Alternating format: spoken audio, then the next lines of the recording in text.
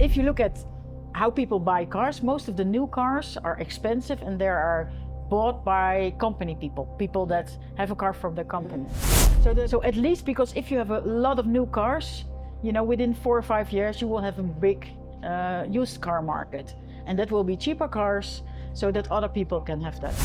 So at this time, we are into a more mature market. We have, you know, we've surpassed like the innovator stage. We are in the majority stage now. But now we've got the problem with the grid congestion. Our country had to electrify a lot. So grid congestion is really something that is stopping the development. So we're really focusing on vehicle to X. What can you do with a battery? How can you store energy? Use it for your home.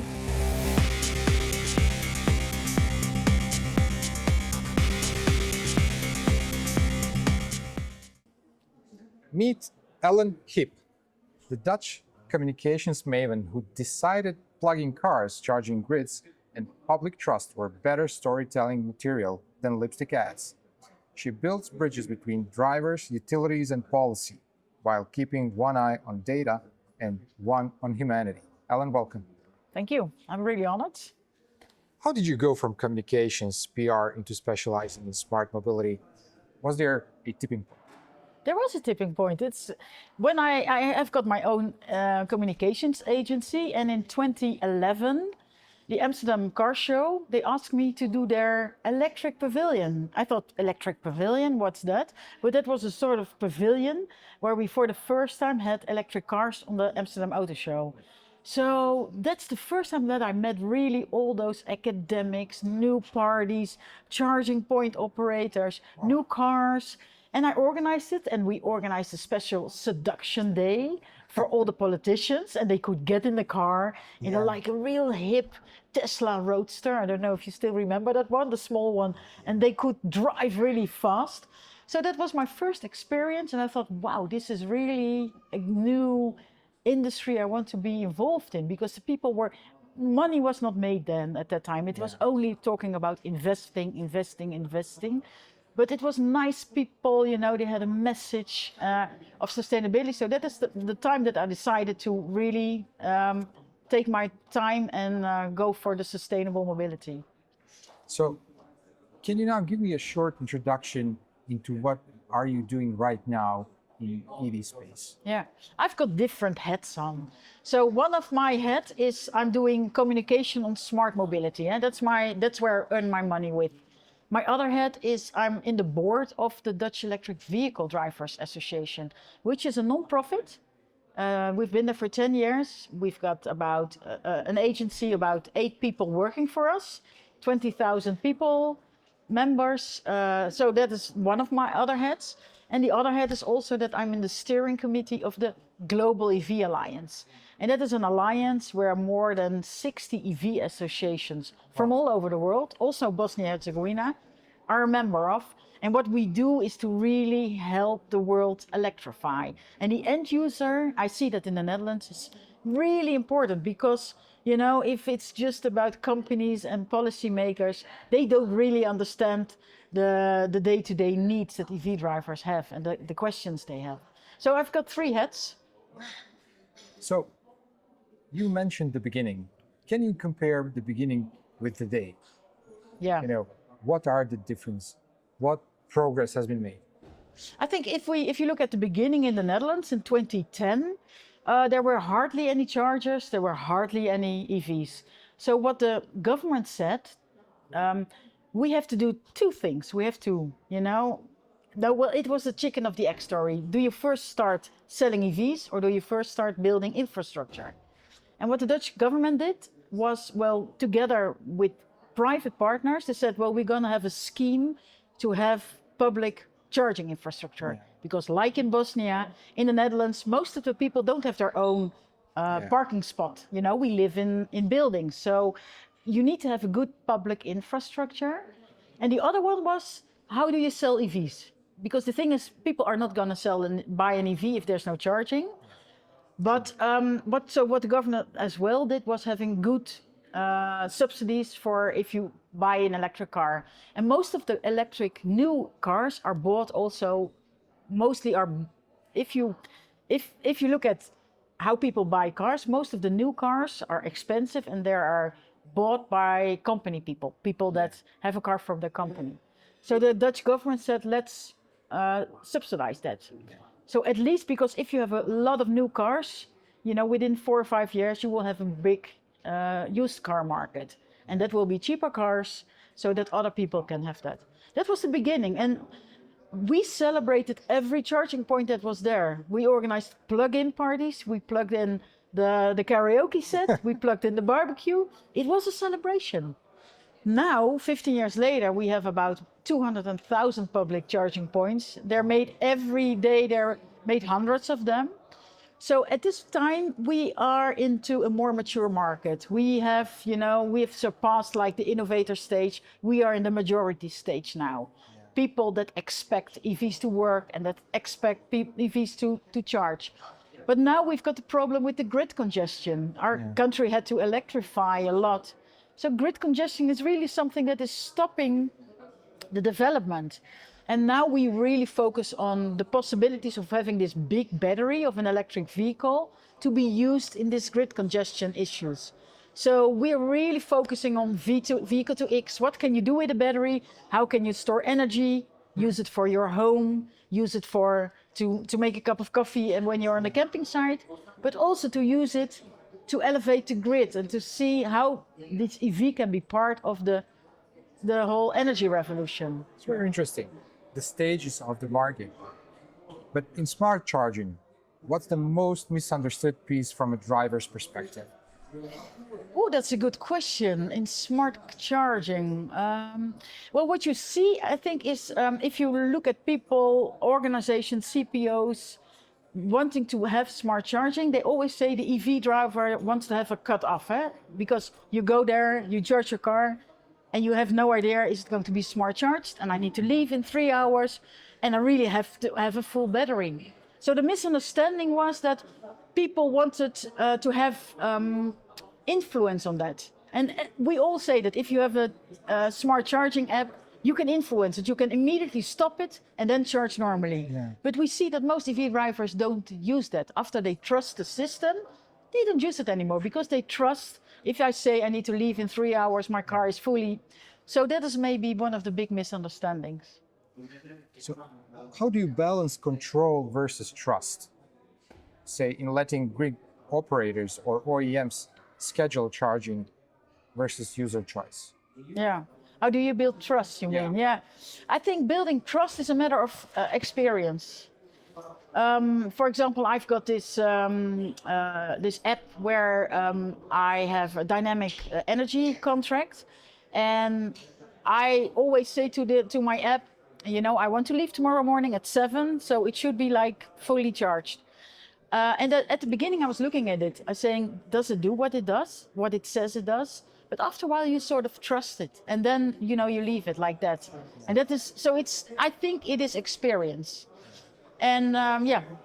So, tell me about the scale study. What is it, and how it came to life, and what responses surprised you the most? Yeah, the scale study is a study that we did together with Norwegian EV Drivers Association, and what we wanted to see is how do EV drivers perceive vehicle to grid. Mm-hmm. And vehicle to grid is of course something different than smart charging.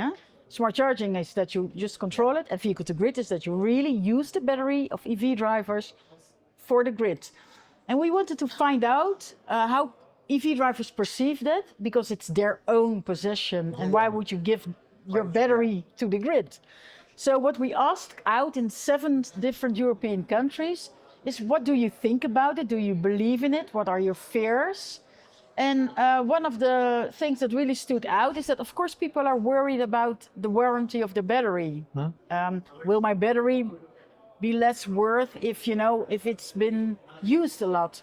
And what we see in the more mature EV countries like Norway or the Netherlands, you see that people trust their battery. They know we've got Tesla Model S from, let's say, 2012, and the battery is still valid for 90 or 92%. So they trust that their battery is good. So I think that is one of the things.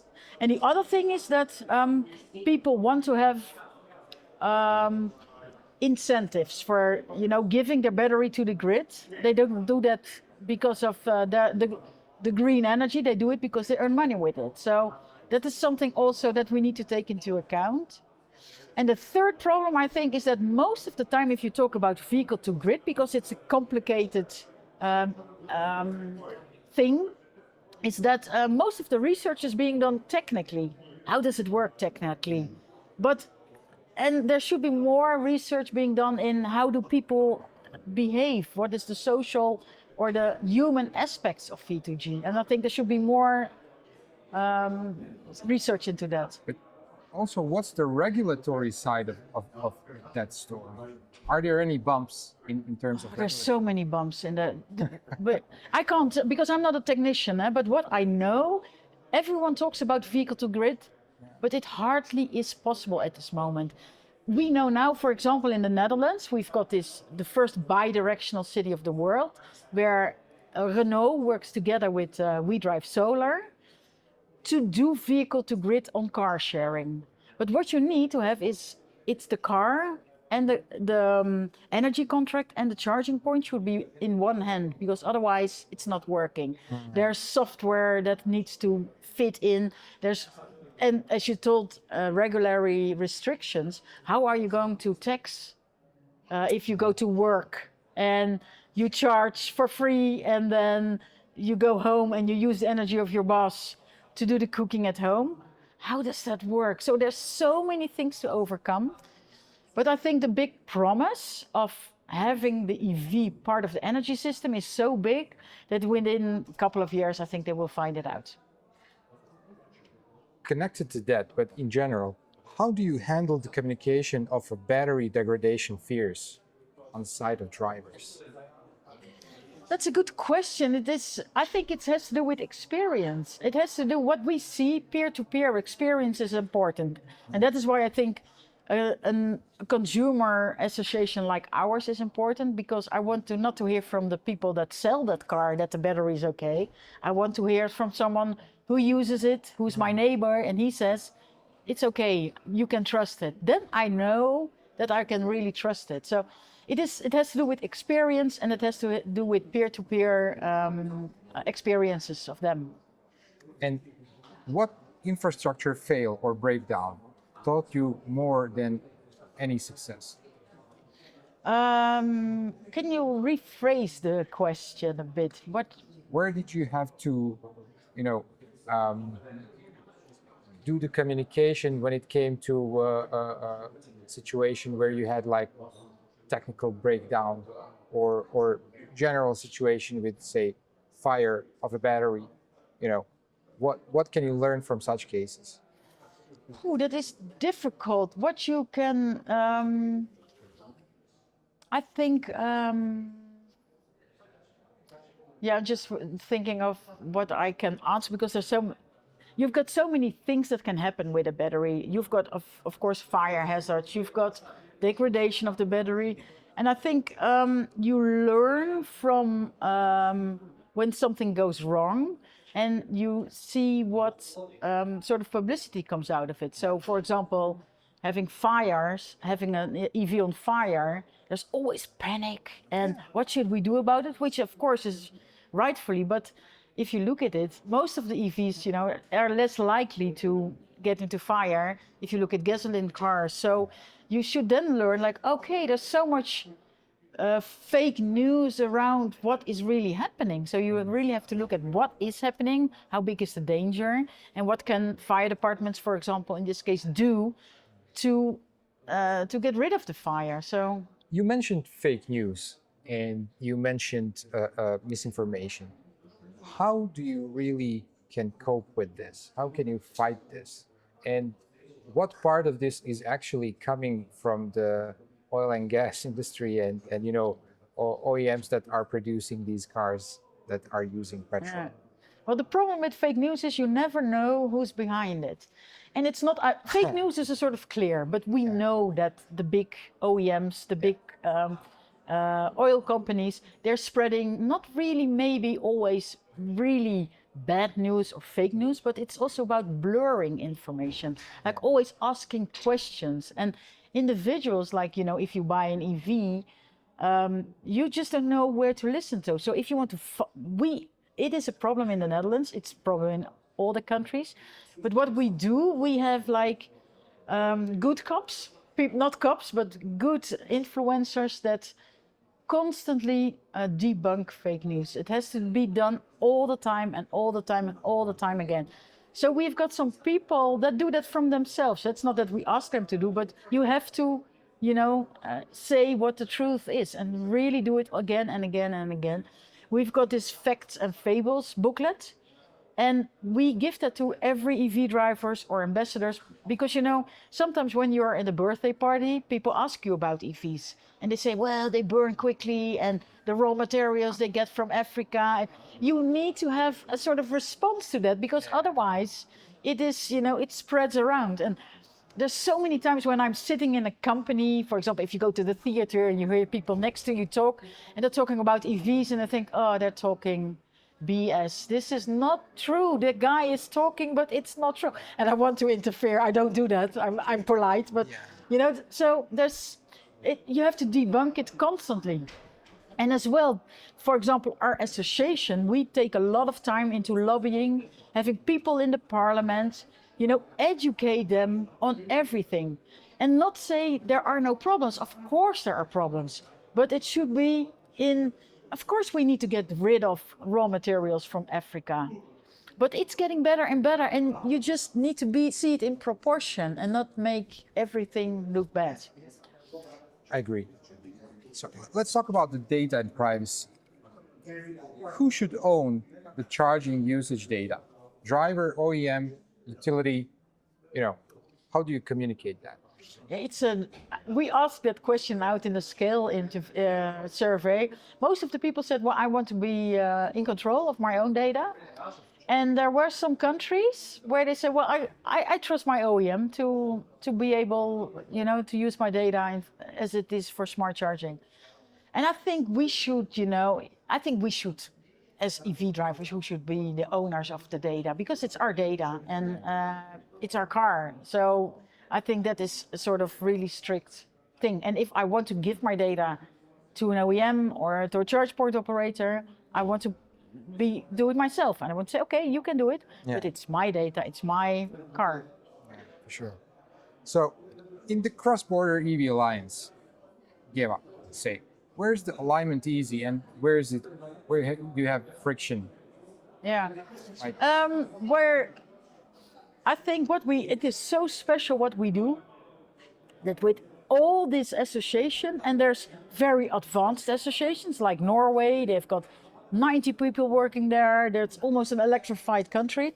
And you've got all those new associations, barely, having one volunteer to do all the work.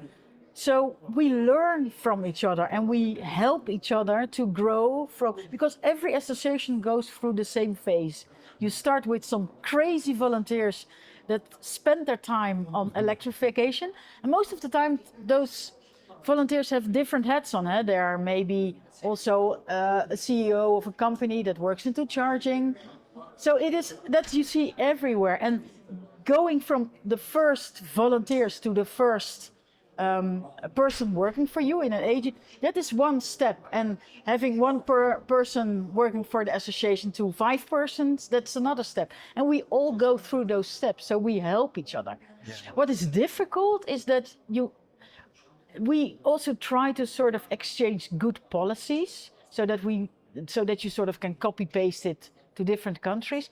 But most of the time that doesn't work because the situations in countries are so different, and some of them are being done, like the strict policies from Norway. They can work everywhere, but there's also really some policies that are so special for a country that you cannot copy paste it to other countries. So, but most of the time, I think we learn a lot. We have fun. Since 5 years now, we come together every month. And most of them, I think 80% is volunteers. Every 1 month we come together online and talk about everything, what is new. And if you talk about what is the problem is always also money. to get your organization going, because you need money to have people working for you and doing the hard work, doing all the publishing of articles, to go into all the different local initiatives to empower them, talk to local governments, because talking to the national government is one thing, but all those local governments, they make decisions on charging infrastructure as well. As someone who is in these associations and working on electrifying transport, how do you look at OEMs? How do you look at the car producers? Do you have the same stance towards the Chinese cars, compared to European cars? And how much of influence, or how much actually other producers from Korea and China are reaching out to you? Yeah. That is a good question, because I think what happens globally or what happens with OEMs does have an influence. And if you talk about, I told you about this survey that we're going to do with the Global EV Alliance. We asked all EV drivers, how does the global developments influence your choice for a new car? Are there brands that you don't want to buy next time? And of course, there's Chinese brands and there's Tesla, there's difficulties with them. But on the other hand, I think it's important to work together with the OEMs. As an association, we work closely together, because where we have the same goals, we want to work together with them. So we want to help them get new EVs on the market, help them, test drive, help them with information what we find on charging. But of course, there's also, and we don't make a difference between Chinese brands or European brands at this moment. If there's no, but on the other hand, I know from a political point of view, of course there's things, and I think, for example, if you look at Tesla is going down in sales, because what the CEO does influence individual EV drivers. So I think, and talking about Chinese market, they're great cars, and it can bring a lot of cheaper cars on the market. But of course, we don't know what's going to happen on a political level. And so if you look at cars from Japan and South Korea and other Asian countries, I think that they make great cars as well. I think that maybe is a safer way of working together, because it's more stable, and we know that. Sure. So what's the hardest sell you made to a stakeholder, government, utility, city, and what resistance do you face on that?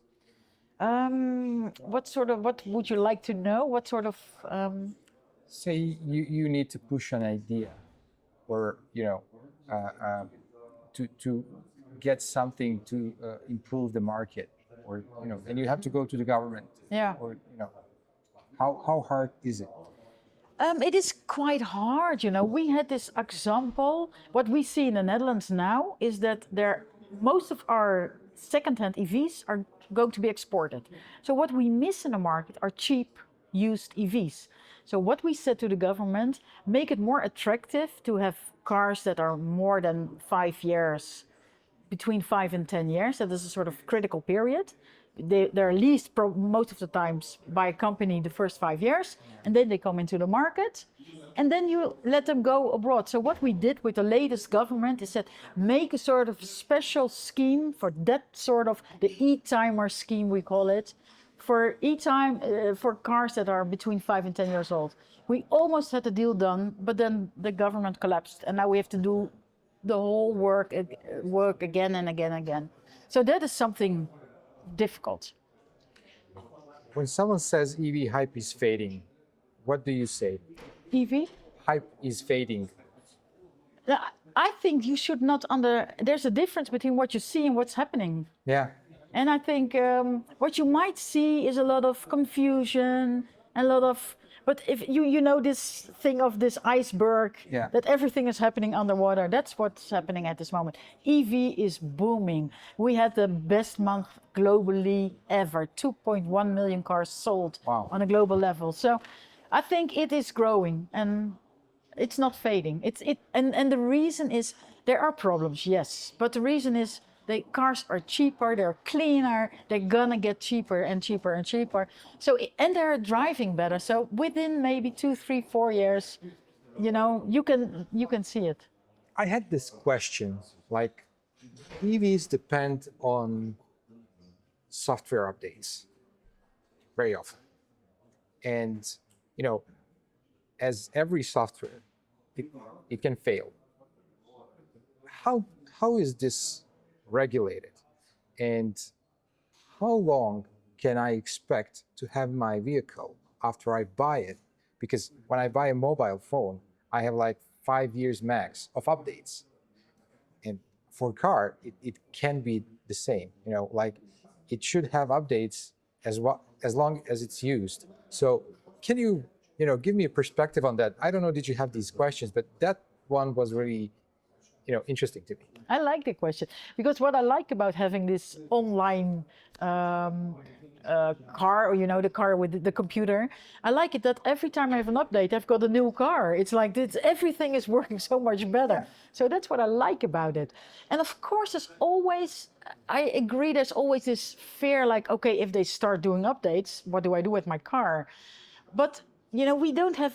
If you look at the Tesla Model S, which is like the longest on the market, if you drive a Model S from 2012, it still works like crazy. It's really, really a good car. So I think if you look at what's really happening, is there is no problems with that. I only see advantages now, because it is giving you a new car all the time. I've been driving my Model 3 now for 6 years, and it's driving like the first day. But are these updates guaranteed? Because, for instance, in mobile phones, OEMs are giving updates for 5 years, and then they say you have to buy a new one. So will this be the case for cars? Say in 10 years, they will say, okay, no more updates for you, buy a new car. It's a good question. It hasn't been done yet. It can be done, but then again, I think if one brand doesn't want to do it, if other brands don't do it, so I'm sort of confident that it will not happen. But of course, so basically, we are dependent on brands, not regulation. So yeah, I don't know about regulation, to be honest. I don't know if there's a regulation on a national European level that says that you have to sort of, guarantee. I don't know how. I can't answer it. I just don't know. But it's a good question. And finally, in 10 years, what do you hope that everyday EV driver thinks when they step into their car? Oh, like today, it is so nice. I've owned my last EV 6 years now. Every day I enjoy it. I really like doing that. And within 10 years, what I really hope is that it is a moving battery, my car. I've got solar panels. We've got grid congestion. I've got my charge port at home. I'm really happy to have that. I just want my car to be part of my home energy management system, so that I can drive really, I can just charge with my solar panels and, have a really good energy at home. And if I leave the house, I can really like whistle and because, it's silent, and just drive to my work or whatever thing I want to do. Ellen, thank you so much for this interview. I like it. Thank you so much. Thank you so much.